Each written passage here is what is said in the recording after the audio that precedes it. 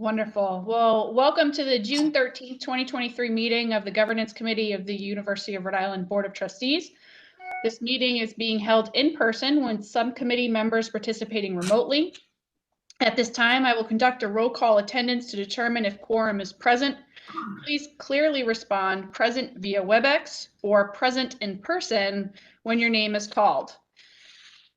Courtney Nicolato, I am present via WebEx. Vice Chair Placencia. Present via WebEx. Charles Fogarty. Present via WebEx.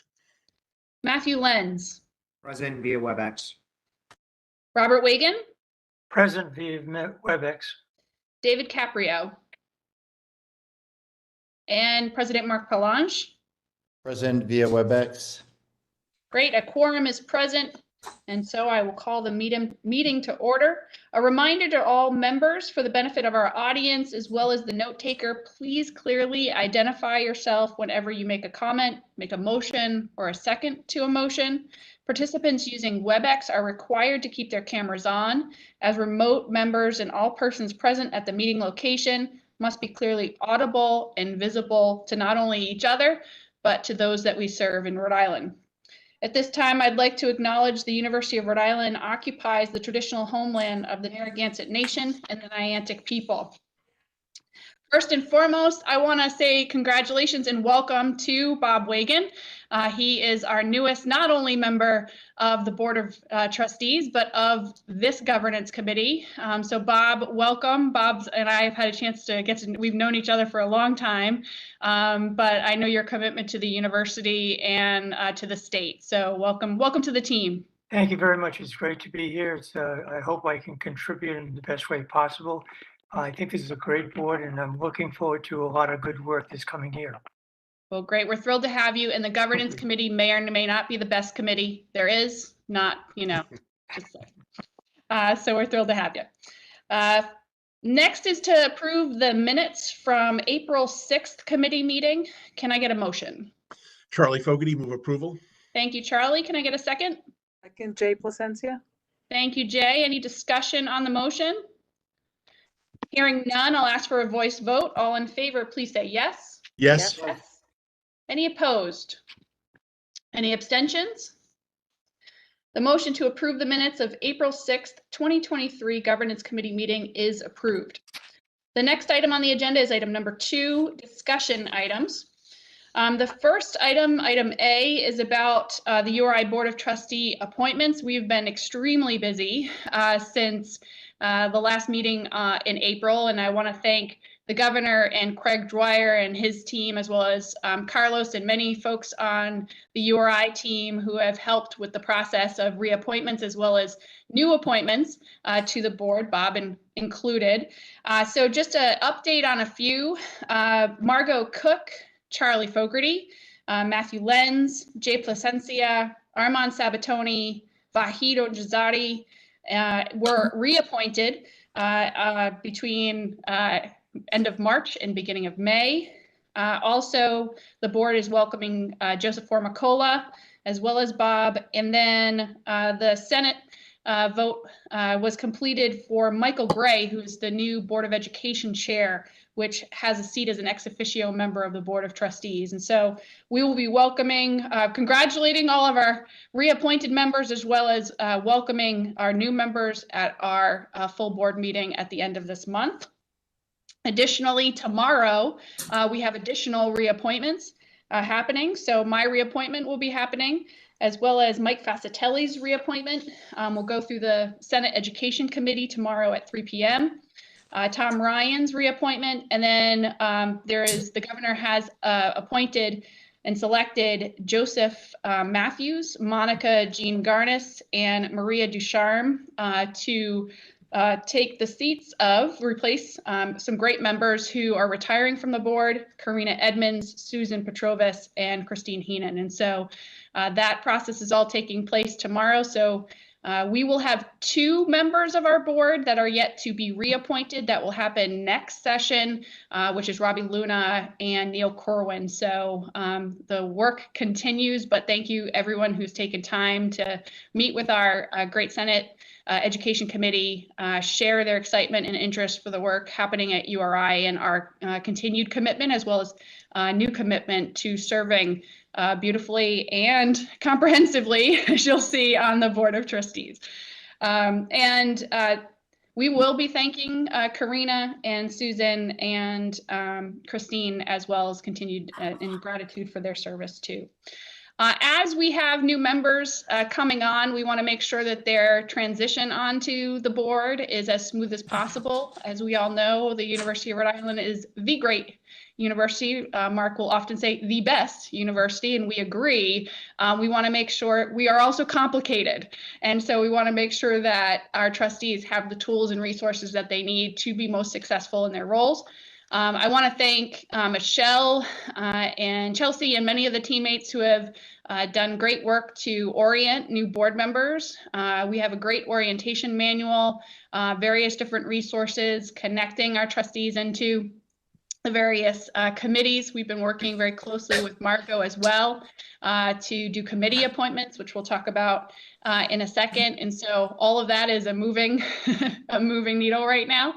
But also we are asking current board trustees to consider serving as mentors to new board members. And so I want to thank Jay, who will be working and supporting Joe's onboarding to the board. Bob, you're stuck with me. Hopefully that's okay. I'm glad to help. And as you're transitioning into your role as a trustee, but we are looking for mentors for Joseph Matthews, Monica Garnis, and Maria Ducharme. So we'll be asking board members, should they be interested in serving in those roles. Any questions? We also have our new student representative starting in June too, and we all had a chance to meet with her back in April. So looking forward to that getting started too. Any questions on appointments, reappointments? Madam Chair, if I could, this is Sure. As far as a process for introductions to the new members and the role of a mentor, is there an actual process, or do we reach out after reappointment? How does that look? And also, it is my understanding that I'll be working with Monica. So just, That's right. Yep. So Michelle has a great comprehensive process to which we follow. When members do get appointed, we want to make sure they feel welcome right out the gate. And so between Margot and I, we reach out pretty quickly, and then Michelle gets started. So Michelle, do you want to share a little bit about the work that you do? Sure. So starting with the actual final process with the Senate, I reach out to those board members who've been newly appointed, and I have the chance to share with them the electronic Board of Trustees orientation manual. I have a chance to provide to them the URI website information. It's a great one-on-one. We go through a series of making sure, for example, they have the WebEx on their computer. Bob Wiegand can tell you that even as late as yesterday, I was making sure he was ready for our call for today. So there are numerous steps involved, Jay, and I'm happy to even share more with you. I've been adding to that because this is technically our first go around since we've had the first cohort of board members back in 2020. So I've expanded on that a little bit more than what we had initially planned.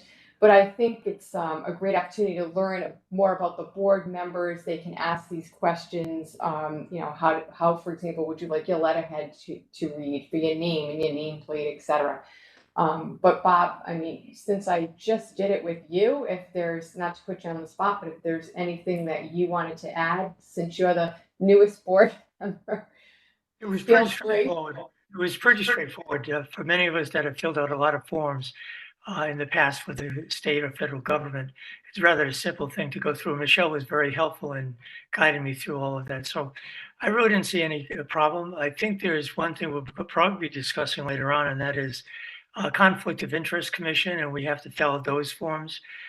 We did one for the appointment process with the governor, but I think we also have to do, once we've been confirmed, you have 30 days to complete another one as well. So those are the little nuances, but I think by and large, it's pretty simple format, and Michelle is right there to help you along the way. thank you very much. Awesome. Thank you, Jay. Great question. And what, Bob, as you're reading through and you're seeing a lot of the work, if there's anything else we should be adding and thinking about it, we want to make sure that that's a continued conversation for our work. We want to make sure everybody's as comfortable as possible as they hop in. Happy to do so. Thank you. Thank you. All right, the next item B, is around committee membership. And so as I just discussed, this is continually moving as our new trustees are joining the board. Margot has been great in really looking at what the needs of the organization are, as well as the structure of the committees. And so at the June 29th meeting, Chair Cook is going to be providing a report on committee membership. And what that all looks like. Also, she'll be providing updates on the various special committees that we had formed on where those are and where they're going. So looking forward to that. The next item C, is around succession planning. So want to thank Mike McNally for his service as vice chair of the board, which he has done since the inception of the board in 2020. Mike is no longer on the board, and so we will be in need of a vice chair. There will be a nomination and a vote for a vice chair on the June 29th board meeting. And so I know Margot and many of the teammates have been thinking through that process. And so look for that at the June 29th meeting. The next item D, is around the self-assessment. So I want to thank the 13 board members who completed the assessment and shared their thoughts as it relates to the effectiveness of the board, where there are opportunities for us to continue to streamline and build efficiencies within our board, as well as areas that the trustees would like to continue to focus our attention around as we move forward. And I took a moment to read the 30 pages, and I appreciate all of the detail that everyone has shared and the narrative that folks have shared around their board and their board service. So a couple of kind of key themes that I just wanted to share is, one, there's just a deep appreciation for our role as trustees. And I think you see that. And this is a really great board with highly engaged and functioning board trustees with a deep appreciation for the work and the direction of Mark and his leadership team. And so that was evident. Many board trustees feel that we are being used appropriately, but there is some areas where folks said, "Hey, put me in, use me more." So one of those things that we heard was, especially for local Rhode Island-based trustees, there was a lot of call to put us in, utilize us locally. If there's something at an event you want us to do a welcome at, or advocacy on Smith Hill, or whatever might be necessary, there was a lot of interest and continued. So that's your call, team at URI, is use us. And I know many of you already do, but it sounds like there's some more interest as well. So that's great. There is a lot of appreciation for Focus URI and the strategic plan and the direction and the integration of the board throughout that process. I know from last year's scores on, kind of understanding the strategic visioning of the university versus this year, it changed dramatically. And so in the positive. So kudos to Mark and the team for a great strategic planning process and a really critical understanding for what the next 10 years in the direction of the university looks like. And so how board as trustees we can be most supportive of that effort is, I think, really helpful. And the board scored 4s and 5s saying, yes, we absolutely get it, we see it, and we know how we can best support the work. So a couple of things that did come as opportunities, and I think some of these as a governance committee we've already talked about, but just to reiterate a few. One is the consolidation of materials at board meetings. There was continued conversation about there isn't a need for us to have all of the insights that the committee level has. And so I know that that's been an effort that we all have been looking at and working on. So I appreciate our continued progress on that.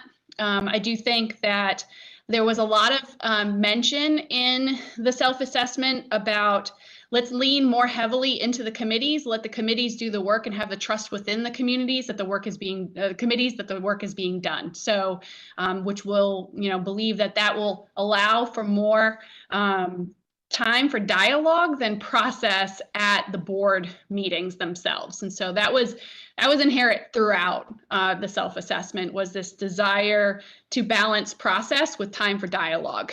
And I can say every board I've ever been on, this has been the challenge, right? And so how we do that and continue to do that. But I do know that there was a lot of great conversation about the deliberateness that's been done over the past year in improving that. So kudos to everybody.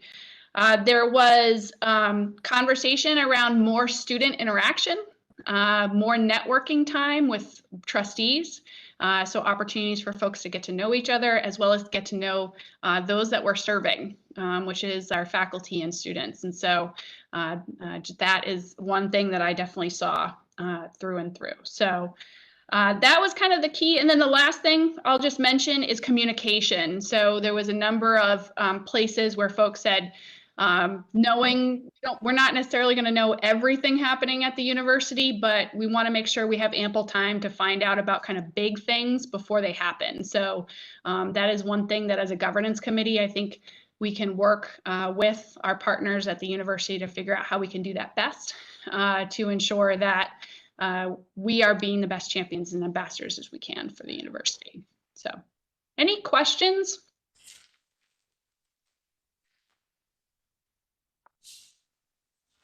Just thanks to Michelle for lighting a fire under some of us who were. I never gave names. When I had to remind people. She nudged very well, that's for sure. It was quiet. Yeah, and our magic number was 13 in the hopes that we'd get to 13 and we can utilize and leverage that. And literally, I think the minute we got to 13, I got the report. So Michelle was at the ready. But it was a great report and a great reminder, I think, to all of us that, we talk often, especially in this committee, it is our goal to be the gold standard of public meeting and public groups. And I think we work hard to do that every single day, to be transparent, but also to work together as collaboratively as possible in best support of Mark and the team. So I think it was a good reminder of that. And then just some good feedback for us to take with us as we continue to think through how we can continue to build on the effectiveness of our board. It'd be wonderful for someone new like me and any other new members to perhaps get a summary of the self-assessment so that we get a sense of some of the things that we may be going through as well. And so that'd be helpful to us. Absolutely. And so Michelle, maybe we can work together to summarize this just a little bit. Sure. Great. Thank you. All right. The next item E, is around the Board of Trustees composition matrix. And so it is planned. This is our annual time where we send out our composition matrix to be distributed. It will be distributed at the June 29th board meeting. And then the details will be shared at this governance committee's September meeting. So we can take a look at it, identify any places where we would like to encourage as the governor is thinking about appointments in the future, where there may be gaps in experience and representation that might be advantageous to the university. So just as a heads up that is coming. We want to lean into the same data sets we've used so we can get some trending as well. And so if folks want to take a look at the composition matrix, if there's anything we believe is missing, but I think the more consistent, the better as it relates to that. Any thoughts, any questions? All right. The next item is item F. And so this has been one of those things that we wanted to make sure, again, being the gold standard in public institution boards and entities, how we think about our conflicts that may come up. I think that all of us have conflict in some way, shape, and form. How you manage it is critically important. And we know we have a conflict of interest form that we fill out on behalf of the state. I would argue in my experience, that's been really financial conflict focus, not necessarily outside of the purview of that. And so we do not have a conflict disclosure form today that we use. One of the things that Michelle and I have talked about is pulling examples from other institutions, but wanted to open up the floor and get some thoughts and feedback around this, understanding that it's not necessarily a slap on the wrist. It's more focused on how do we just manage conflicts as they come up, because inevitably they come up. So let me open the floor.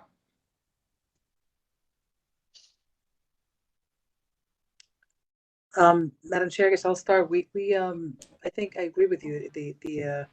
The form that we execute for the state it does describe whether we have income or ownership and other things. The form that we're actually looking to create has more to do with, do you sit on other boards? Do decisions have to be made that might affect the university, or are you employed somewhere where those decisions might affect what you do there might affect your decisions with the URI board. I think that's sort of the not necessarily punitive, more of a disclosure, so that everyone sort of is aware of what else is happening. So, right? Yep, exactly. Any additional thoughts amongst the group or anything we should be thinking about as we're considering this disclosure form?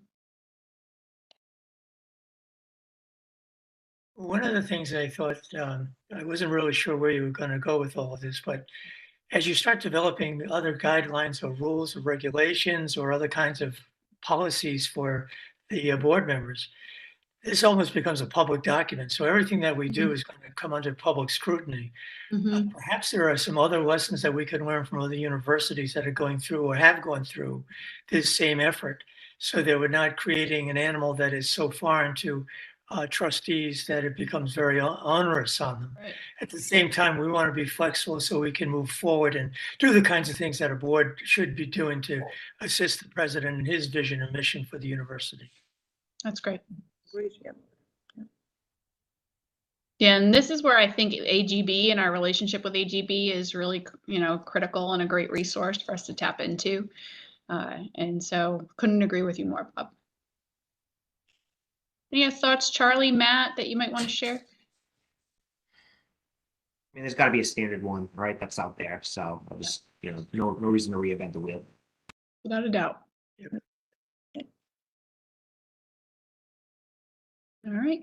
Well, good. Well, what we will do is we will scour and look to partners and look to AGB to put together a draft. And I believe, Michelle, it is our hope to have that draft in front of this group in September.